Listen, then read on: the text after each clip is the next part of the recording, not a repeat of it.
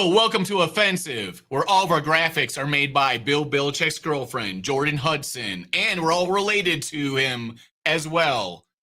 Welcome to what is it, 7? It doesn't matter. Nothing matters anymore. All you need to have is just a show. We're going to Adobe Photoshop. You have to have Adobe Photoshop. That's required. You need Adobe Photoshop. I don't know if you've heard of it. Yes. Yeah. If you guys, if you graphic designers that have a degree in graphic design, get Adobe Photoshop, everybody, in case you didn't know. Moving on to stuff that matters. Let's talk about actual football and not people that used to matter in football. Okay, so we already saw the Old Man Bowl last night of Aaron Rodgers against Joe Flacco, and I got to say, that was so much better than I thought it was going to be. That game was fun. Flacco looked so good that I feel a lot better, again, about the Packers defense against him because he was tearing up the Steelers. He was absolutely tearing them up. I don't know how you guys discount Flacco. I keep him on my fantasy squad for a reason. I mean, what did Jamar Chase have for like targets last night? Like 18 23. Targets and like 24. 23 targets. Wow. It's the third or fourth highest target third or fourth most all time. Brandon Marshall holds the record, but dude, one of the best moments of that game is when Flacco threw the ball to Chase and he dropped it, and Flacco was just like, I didn't know that was possible. He looked like he had seen a ghost. He's like, I didn't know that dude could drop a football. I threw it to him. There was another play where he like fumbled it and sort of dropped it in the air and then just grabbed it and then ran for 10 yards too. Which doesn't even matter. Like, dude, no. I think Jamar Chase's fantasy season has hit full resurrection mode because it was not good. He literally just took Jalen Ramsey and threw him on the ground and caught a touchdown. And Jalen Ramsey's like, huh? Yeah. Like, where's the offensive PI? And he's just like, I barely touched you, bro. I'm just like Superman. Like, whatever. Yeah, that was crazy, man. Dude, I will say this, though, because I've been on the hating Aaron Rodgers train for a little while. First of all, Aaron Rodgers is keeping his mouth shut, which is good, right? And, dude, Aaron Rodgers' arm looks better than it has in years. He chucked that ball at the end of the game like 70 yards. Yeah. And there was a bunch of passes in that game where he flicked it like 30, 40 yards like on a dime. And I was like, dude, this looks like that 2021. Last touchdown to the tight end was amazing. And of course, he ran for a long touchdown after the catch, but like that was a real like all those throws look like vintage like Aaron Rodgers from like 2000. That looked like 21 MVP Rodgers. He was slinging that ball, and I know the Bengals defense isn't great, but like just the distance and the speed on the ball. Because before the season, I said he can't throw deep balls anymore. He's not accurate. It doesn't have the velocity. Well, I don't know what he's been doing or what kind of like drugs he's been taking, but those are working, dude. Like keep eating that diet because your arm looks great. Aaron Rodgers' arm looked great last night. He was really good in that team of nobodies. He almost beat, Jamar Chase and those guys when they were on fire. It was a crazy, exciting game. Great game. Great game. All right, now let's talk about a shit game. Saints and Bears. I mean, the shit bowl. No, I'm just kidding. Now, this seems two of the most dynamic offensive-minded coaches going head-to-head in this game. The only problem is the Saints, he doesn't have the tools there, but he's actually making Spencer Rattler look good. He's making Olave give him a lot of targets. Shaheed's healthy.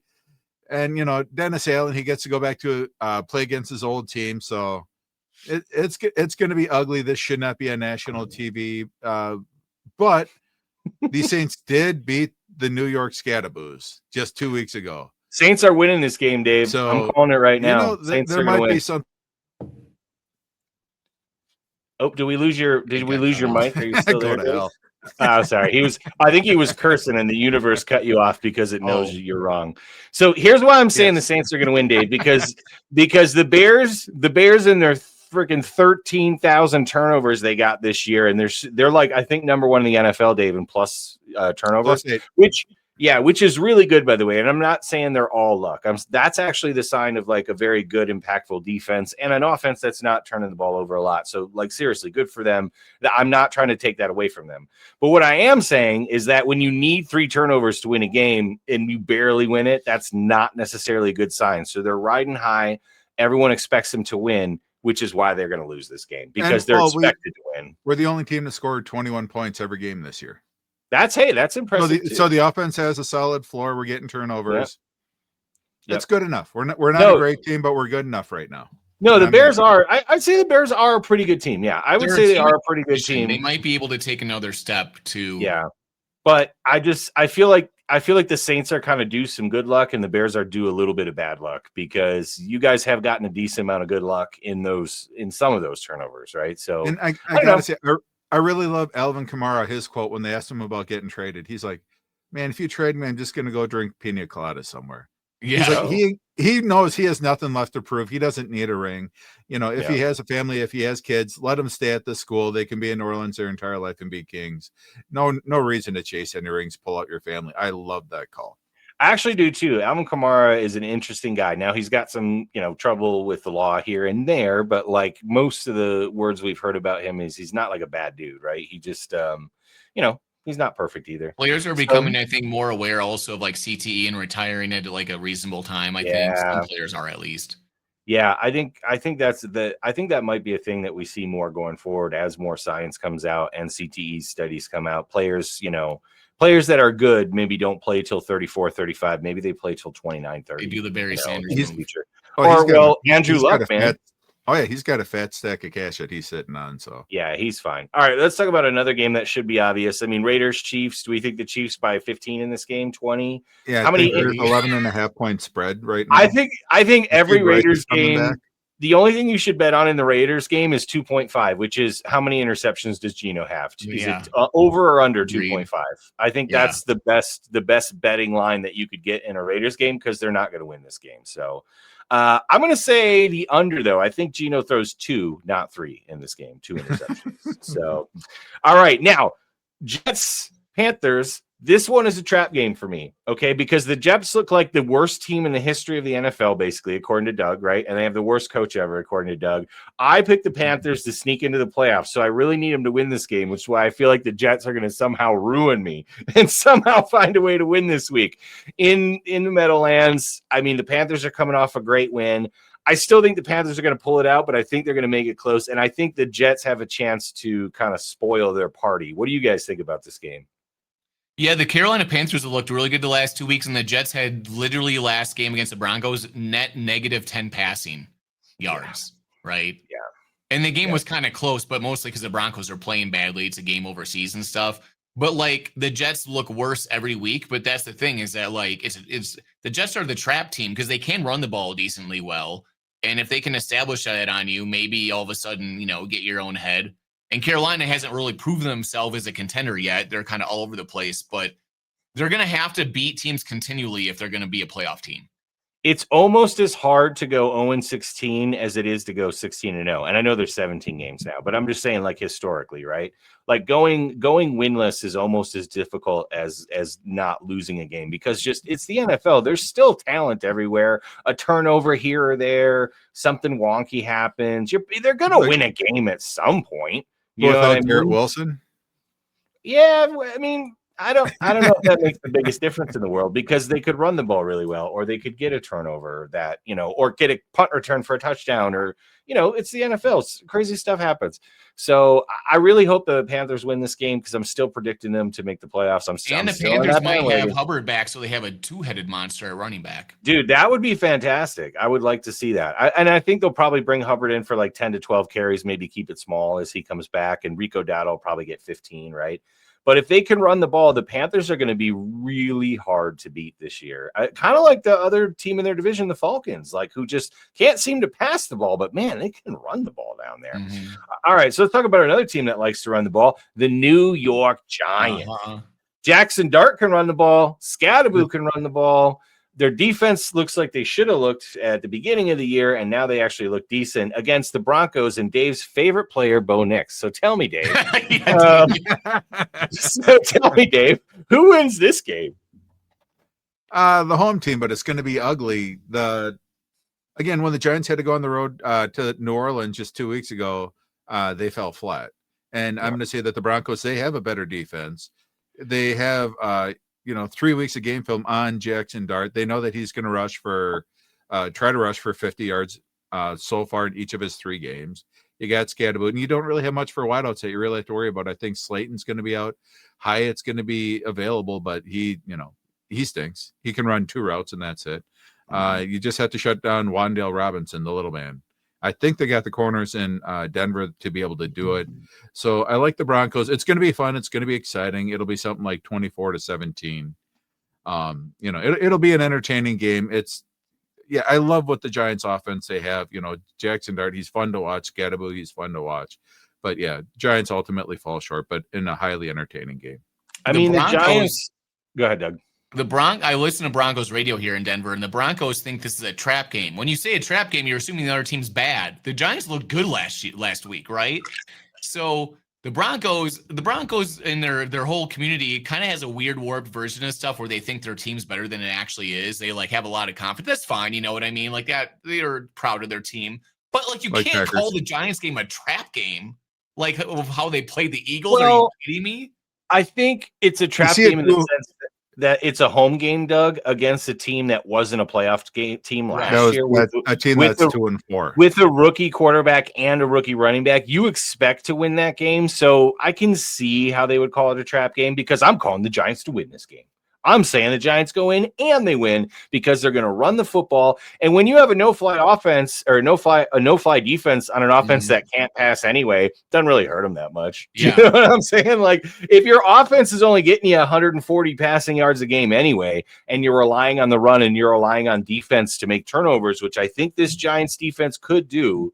I think the Giants might sneak this one out, man. I don't know if you guys heard this, but there's been a huge amount of trash talking online and stuff between the two teams behind. Great.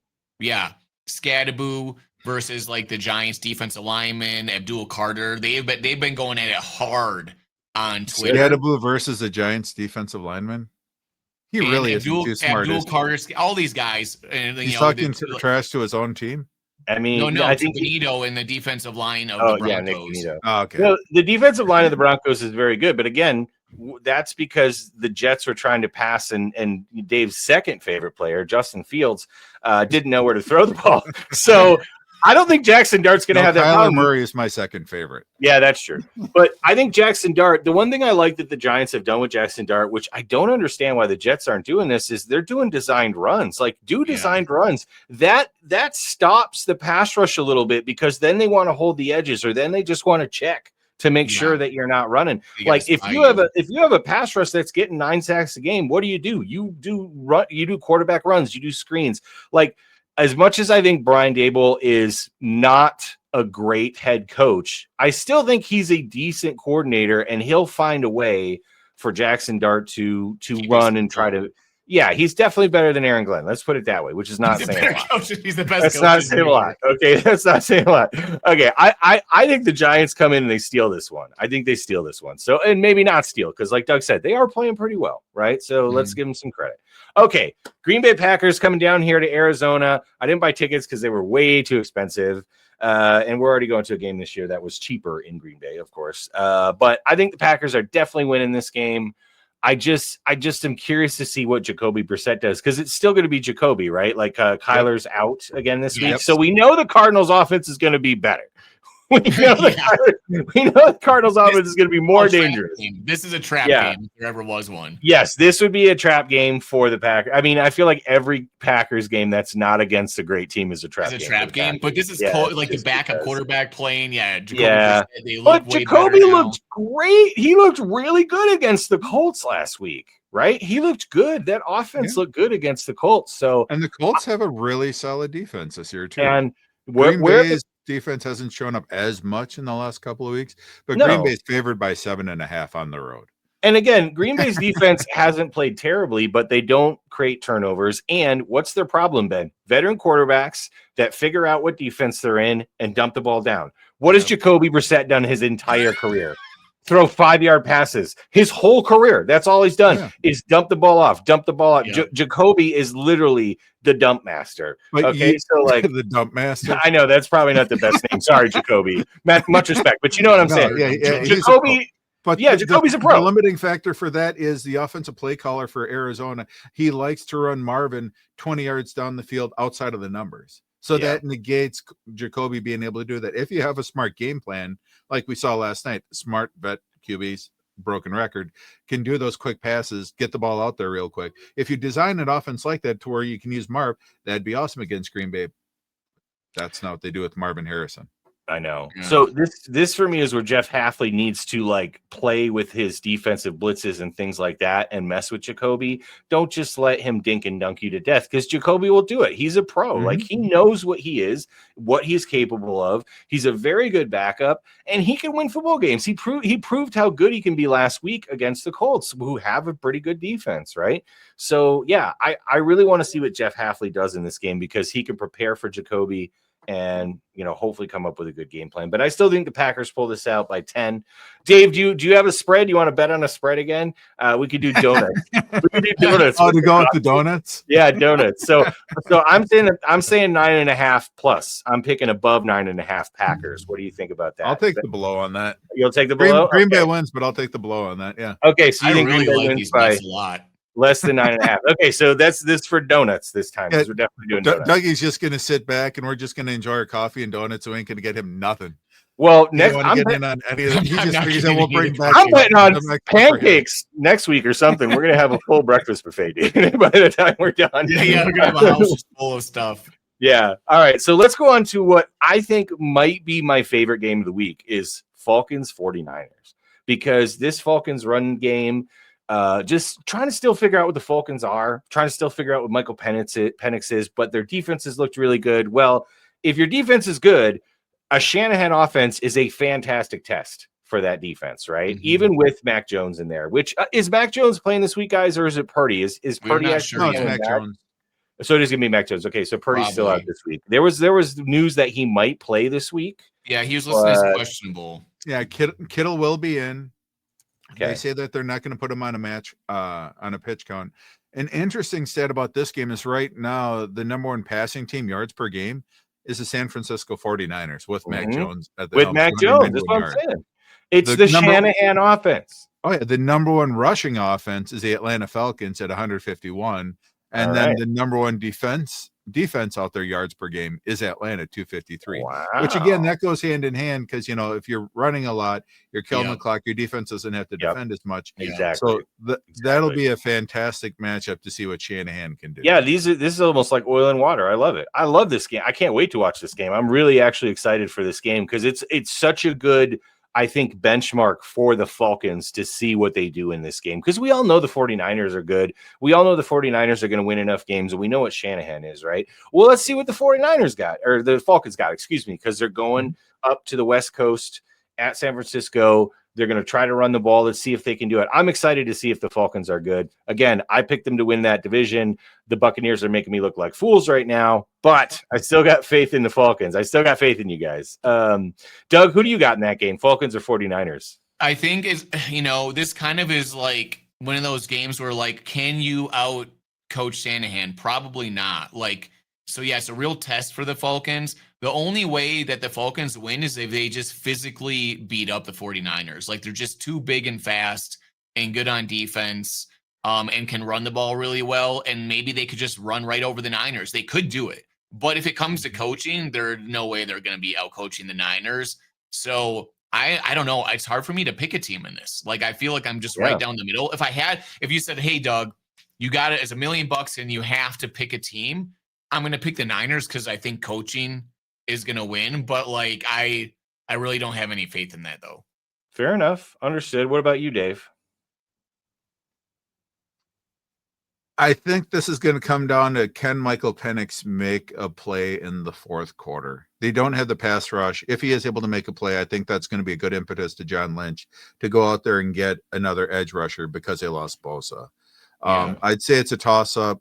I don't think he's had a chance for enough growth yet this year, so I don't think he comes through in the clutch. So I like the Niners to hold on tight in something like 24-21. Okay. I think the Falcons win this game 20-14. I'm saying the Falcons do run the ball successfully against this team. No one has stopped them yet, and I'm going to believe until somebody stops them. And I got mad respect for Robert Saleh, but dude, Fred Warner's hurt now. Fred Warner's out. So that's right. Fred Warner is out. Who's gonna chase down Bijan, man? Like, that's my thing. I think Bijan might tear him up. So I'm taking the Falcons, but I think it's a lower scoring game because the Falcons. Yeah, I forgot about Warner. That totally flips it. Falcons grind that clock down, baby. So that I'm taking the Falcons, but I still think it's going to be a great game. And I wouldn't be surprised if the Niners won, like you said, Dave, 24-21, because Mac Jones has looked pretty good. But yeah, Falcons for me.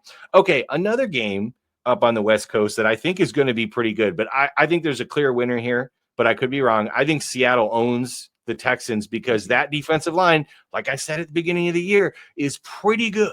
And Dave, you brought up a stat last week that they had pressure on 55% of dropbacks, which is crazy good. And that's against the Jaguars, whose offensive line is not great. And the Texans' offensive line is horrific. So I feel like they should dominate this game. You guys all kind of feel like Seattle's got this one. I think Seattle is the Vikings of last year, but this year they also have the same quarterback. Yes. Dude, right? Don't they feel like last year's Vikings? Just like the Vikings. It's so hilarious that they have Darnold. Teams. Yeah. Yeah, and their defense kind of plays, dude. Yeah, you're right. They are the Vikings last year, and they have Sam Darnold. Like, that's not even because they have Sam Darnold. It's like, and they have Sam Darnold. They have good defense. Hilarious. They're beating everyone. Yeah. But the interesting thing is, I like Houston's defense. So you got Stingley there. You have an elite pass defense out there. So it's going to be interesting to see what Darnold can do because they are going to be able to get a pass rush. Because remember, before the season, everyone was saying, yeah, Houston, your offensive line is trash. And Seattle, your offensive line really isn't that much better. They've done better, but I think that'll be an interesting dynamic. I still like Seattle in this one, but it'll be interesting to see what he can do against that D. But I will say this though, offensive line performance has a lot to do with quarterback, and guys like Geno, guys like still to this game, maybe he'll change it. Caleb Williams, right? Guys like Justin Fields make offensive lines worse because they don't read quick or they don't make decisions or they're not feeling the flow of the game well enough to give their offensive line a chance to be successful. I feel like Sam Darnold has evolved to the point where he's played with different coaches. He was in San Francisco with Shanahan, right? Then he went to Minnesota where he learned a bunch there, and now he's in Seattle. I'm not saying their offensive line is great, but I'm saying Sam Darnold, I think, understands his time and how much time he has enough to where it makes that bad offensive line a little bit better because he's getting the ball out quicker. He's feeding JSN. He's dumping it off at the right time. So he's not as much, they're not as much of a detriment because Sam Darnold is playing at a high enough level, I feel like, to somewhat offset that. Does that make sense? Right? Yep. Okay. So Seattle in this one by, I'm going to say 6. I'm going to say Seattle wins this one by 6, even though I think they should dominate. I hope Seattle wins by 20, but I'm going to say the Texans defense keeps it close because I just want JSN. Yeah, I want JSN to score 4 touchdowns, please. He's been amazing. He's becoming a star this year. He's becoming like a top. He's 5 absolutely a star right now. He's wide receiver 2 in our fantasy league. But I mean, like, you know, the echelon with like Jamar Chase and like Jamar, Justin. You got to do it for like 2 years before we even talk about him being as good as those guys. Pushing up towards he's starting. He's a star, but he's creeping up toward top 5 wide receivers if he keeps it up. If he keeps the best wide receiver in Ohio State.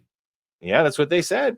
All right, so speaking of good wide receivers, Devontae Adams, Puka Nacua going to Jacksonville.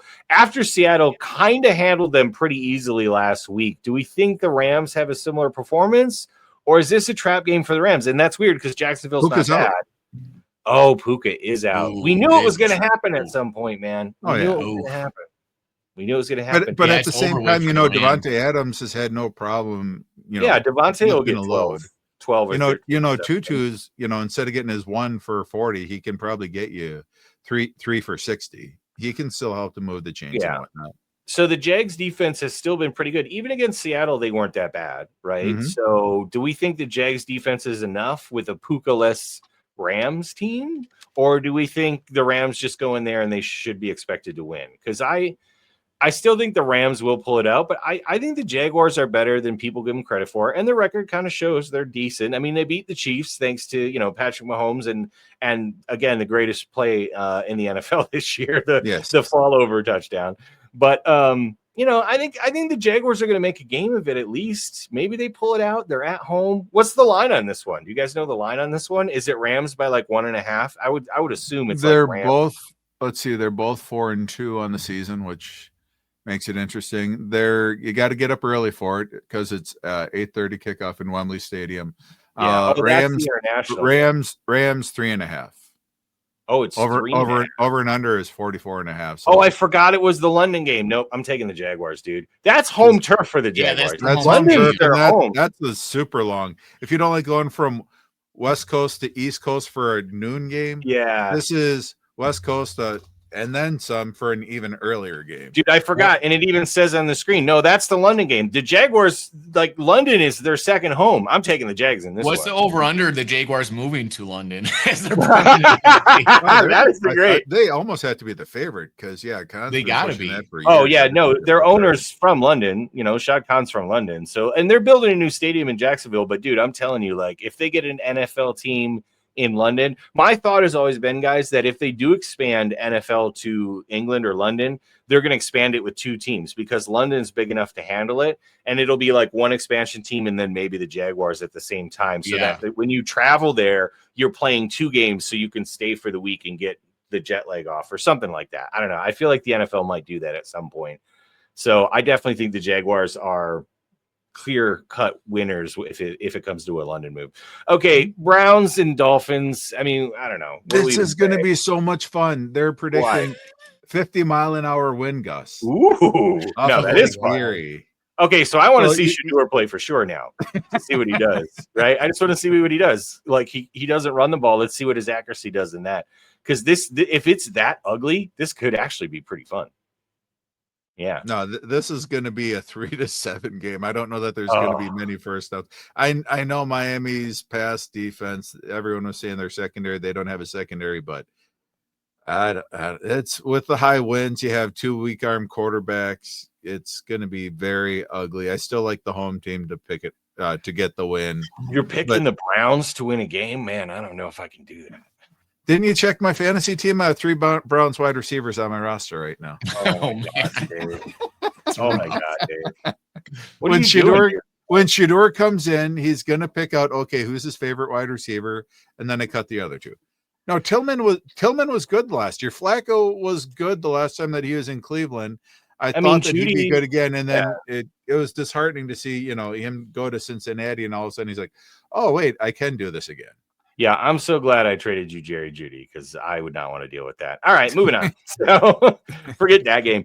Eagles, Vikings. Eagles at Vikings. Eagles have looked terrible. Carson Wentz going against his former team, the Vikings. Does he get revenge? Do the Eagles come and take care of business because they're coming off of a bad couple games in a row? Or does that couple bad games in a row continue because the Eagles have like some sort of mental block going on in the locker room? Everyone's complaining. Everyone's blaming everybody else. People are talking about AJ Brown getting traded. Yeah, everyone's reading books on the sidelines apparently now. So no, I'm just kidding. But like the Eagles seem like they're all hating each other. But they're still a good football team. Do the Vikings win this game? It is at home. What do we think here? This is a tough game for me to call. This is a really tough game. I don't even know who I want to win this game. Yeah, kind of, right? I'm in the same. I want them both to lose. Can that happen? Can they both lose? I don't know. Only Green Bay can get tied up this year. Oh, yeah, dude. yeah. You need to shut the hell up right now. We want a tie. That's what we're going for. Oh, God. All right, we're going to call a tie. Why not? If we're right, we'll look like geniuses. Let's call a tie. Why not? No, I like Brian Flores' defense to be able to, right, hold. Just because, the offense is broken in Philadelphia. I don't see them getting it fixed going to Brian Flores in Minnesota. I like the Vikings to pull this out. Another ugly game, but yeah, that's fair. I'm sticking with tie just for fun. And dude, this year's all about the restart, the rising star of the old quarterbacks. Carson Wentz needs to step up too and be the next one. Nah, he's still an unlikable dink. Nobody likes him in the locker room. No, they don't like him. It's gonna only last so long. Okay. Patriots go take care of business at Tennessee, or does Tennessee get the new coach bump and show up and play a pretty good game here at home? Who is Tennessee's coach right now? We should probably know. No, nobody knows. All that anyone's talking about is the owner fired the last coach just so that way she wouldn't have to fire him after Vrabel came to town to give him the satisfaction. Wow. Everyone's saying that's why she fired him last week. That's why she fired Callahan. And the problem is Tennessee said that they're going to stick with the same play caller that they had because Callahan started the season as a head coach. He was calling the plays, anemic offense. Cam Ward didn't do nothing. So they handed the duties over to somebody else. And that guy's going to keep the play calling duties. So Cam Ward's entire rookie season is being wasted. Dude, that is because a really they don't good want to point. transition to him to another guy who might be able to actually call an NFL offense. So at least with the Bears, when we screwed up last year for Caleb's rookie year, we at least tried, to get him a new OC once we realized this ain't working. Tennessee, they're just like, nope, you're SOL. So the Patriots are just going to mop them up. So the new Titans coach is Mike McCoy, former NFL quarterback that was a backup to Brett Favre in 1995 for the Green Bay Packers, by the way. Wait, oh man, Mike McCoy, backup quarterback. He played for the Packers. He played for the Niners, the Eagles, the Seahawks. He played for the Calgary Stampeders. His coaching career, so he's been on the Cardinals, the Broncos, the Chargers. Oh, he was the Chargers head coach from 2013 to 2016. Why do I not remember this guy? Was he terrible? It was terrible, yeah. That's what I thought. After they fired Schottenheimer. Oh, yeah. Oh, yes. Now I remember him. Yeah, and they kind of went downhill pretty quick after that because Schottenheimer had a winning record. Remember, Schottenheimer had the best offense and the best defense in the league, and they managed. And then he pulled his, typical playoff Schottenheimer, where everybody knew what he was doing, and it was easy. Yeah, we all know that. Okay, so 19 San Diego Chargers. Okay, so yeah, this might not go well. I mean, again, he's just an interim coach. Yeah, I mean, the Patriots got to win this game. Pats are gonna roll. So he went 27-37 over 4 seasons with the Chargers. And did he have one? Yeah, he had one winning season. They made the playoffs as a wild card team in 2013. So that was it. Yeah, his first year, he inherited an amazing team, and and they just kind of went down worse every year. As Bill Belichick's demise happens and his star goes down, the Patriots are going back up. Mm-hmm. Yes. Yeah, oh my God, got rid of him. Oh, dude, that's awesome. That's a good call, Doug. I think you're right. I think Vrabel's taken the Patriots back to the Patriots of old, Yeah. All right, so let's talk about 2 teams that seem to be going in opposite directions. Yes, the Chargers won a game last week, but they seem to be falling apart at the seams, while the Colts seem to be almost an unstoppable force. So do we think the Colts go in and win this game because it's obvious, or do the Chargers find a way to win? Because regular season Chargers, let's be clear, regular season Chargers are still very dangerous. It's when they get to the playoffs that they can't win games, but in the regular season, they find ways to win, and this is a Harbaugh team. So they're going to find a way. I feel like the Chargers find a way to win this game. I'm kind of feeling like they're owed one because they've had so many injuries, but maybe those injuries come back to haunt them and their favorite Indianapolis run all over them. What's the line on this one, Dave? 1.5? 2.5. 2.5. Okay. I can see it. The Chargers run defense is decent, but I just worry about the Chargers offense. I still worry about the Chargers offense, but I think it's going to be a pretty good game. Yeah, but the Chargers have their new P uniforms that look like pee. The yellowish ones? Oh, yeah, those are so gross. Yeah, I'm sorry. I got to go for the Colts here. Dude, I think I have to, too. I kind of hope the Chargers lose every game in this uniform. They make my eyes hurt looking at their uniforms, man. It's so ugly, dude. And there's not enough contrast. It just looks like you're looking at the sun. It's just hard to look at. Yeah. Charger power. No, it looks like Miller Lite after the third quarter. No, this is not good. This is not a good uniform. Ugh. Like pretty much every alternate uniform that teams come out with, most of them look great. This is not most of them. No. A lot of them can be married, but none of them have been. I think it's also because I got to be honest, historically the Chargers have some of the dopest uniforms. Oh yeah. Ever. Like even when they were dark, like the dark blue Chargers, those still look good. Do you know what I'm saying? The baby blue Chargers look good. The dark blue Chargers look good. The white helmet Chargers look good. So it's like we're used to the Chargers looking good, and now they look like pee, so we don't like it. Yeah, that makes sense. So they change their uniform literally like every year.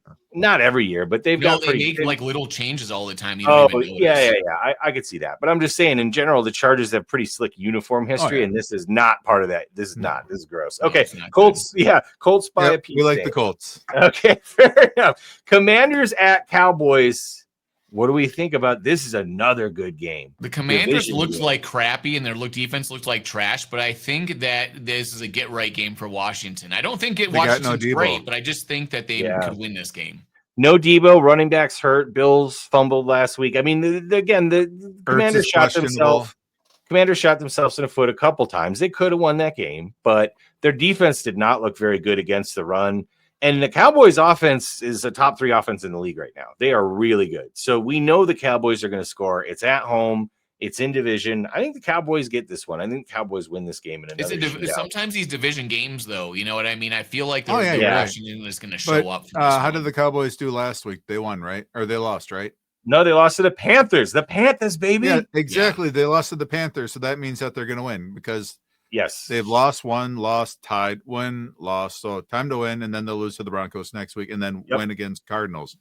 Yep, that's math, baby. That sounds about right. Yep, I'm definitely taking the Cowboys because they absolutely feel like win loss all year because it's going to be 34-30 every game, and that's why they're exciting this year, dude. I got to say, as much as I hate the Cowboys in general, they are maybe the most fun team to watch because they're so bad on defense and so good on offense right now. Mm-hmm. That's what the NFL wants. They want lots of scoring. Cowboys are America's team. They're America's team. That's what they want. Oh my God. You shut your face. They are the not. NFL called up. They're like, get rid of Micah. We want you to have 0 defense. They're a dumpster fire that only cares about attacking. Yes, that sounds about right. Anyway, okay, so Cowboys 37-31 is what I'm calling in this. 37-34. That's what I'm calling. Cowboys 37-34. I like it. Yeah. Okay. Maybe the best game of the week. Maybe not. I don't know. Maybe the Lions are frauds because they've played 2 good teams and lost 2 games. They played 3 bad teams and boat raced them. So it's like, where are the Lions? Like, what are they? They're at home. If Buccaneers come in and win this game, again, the Buccaneers are good. Okay, so this is no shade on the Buccaneers. The Buccaneers are good, but if the Buccaneers come in and win this game in Detroit, are we afraid of Detroit anymore? Just to be honest. Like, are they more of a paper tiger that just beats up bad teams and has no bite against good teams, or has a mouth guard against good teams? Do you know what I'm saying? With the Lions, they are a really good team, but you know what they do and what they do well. If you can match up against them and take away what they do well, which is not easy to do, you can beat them, right? Like, it's not like they're really out coaching you so much or anything. It's just like they have like all-star running back, all-star wide receivers. Their quarterback is like super efficient and usually doesn't make mistakes as long as the pocket is clean. But you kind of know what they do. And like that's why the Packers just boat raced them, because they're just like, oh, you have a little fast running back. We're just going to get up in his face and not let him have room. Oh, you have these wide receivers. We'll just, create this cloud. And the Lions couldn't do much of anything. Now, that's not to say that you can always do that, right? So I think that Tampa Bay can, though. I think Tampa Bay can keep up with them. And Baker can beat them. I think that Tampa Bay is going to pull out a close game here. I think Tampa Bay wins too. Dave, go ahead. You have no Igbuka. He's going to be out. No Godwin. No Bucky Irving. Mike Evans was limited and did a limited practice session on Thursday before sitting out on Friday. So he's questionable. So Baker's done amazing work. He did amazing work last week.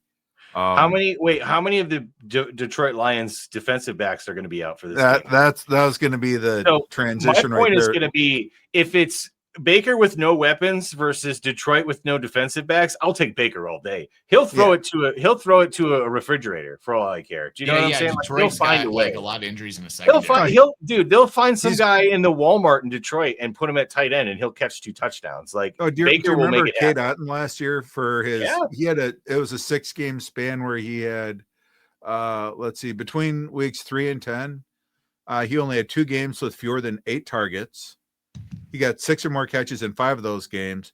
And in fantasy, he topped 18 points weeks 7, 8, and 9. So he when everyone else was hurt, Baker just went to him, hyper targeted him. They couldn't stop him. And so you have a tight end going against smaller DBs. I think Baker, I just thought it was worth talking about Baker with his Otton and 4th string running or wide receiver. Yep. Yeah, I like them in Detroit. Guys, 2 years. If the narrative of Baker winning the MVP is real, like we think it is, we think it's all playing out great. What's better than him winning a game on the road with no weapons at all? Yeah, dude. No one's going to care. On Monday Night Football. Exactly. No one's going to care that Detroit's whole team is hurt too, because they're just going to talk about how Baker has no weapons and he pulled it out, because that's an NFL type narrative. Do you know what I mean? This is a perfect game for Baker to go win. Bucks go win this one 31-24. 31-24 Bucks. So Loving it. Yeah, I don't think Baker needs weapons. I'm giving Baker so much credit this year because he just that Mike Evans and so Njoku play, but they might not. And again, like, dude, McMillan is pretty good. I actually really like McMillan as a wide receiver. They haven't had to use him, or they haven't used him. Isn't he on the IR? Yeah, he is. He is? Dang, okay, so who the heck is Baker gonna throw it to? So they have Sterling Shepard, Tez Johnson, and Ryan Miller. Oh, I actually think Sterling Shepard is a decent wide receiver. He's all right, yeah.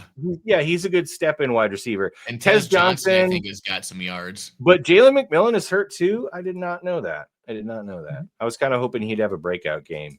So, yeah, Jaden Smith, Jalen McMillan, Chris Godwin, Emeka Egbuka, and Mike Evans are all doubtful or questionable. So he's got Tez Johnson. Hey, dude, Ryan Miller, who won a playoff game against the Packers, is Sterling Shepard. He's still got Rachaad White, baby. He's got Cade Otton, Payne Durham, Delvin Culp. Watch, Delvin Culp at tight end or whoever these people are. But I'm calling a Delvin Culp touchdown, the third string tight end. I'm calling a Delvin Culp touchdown. Oh, man.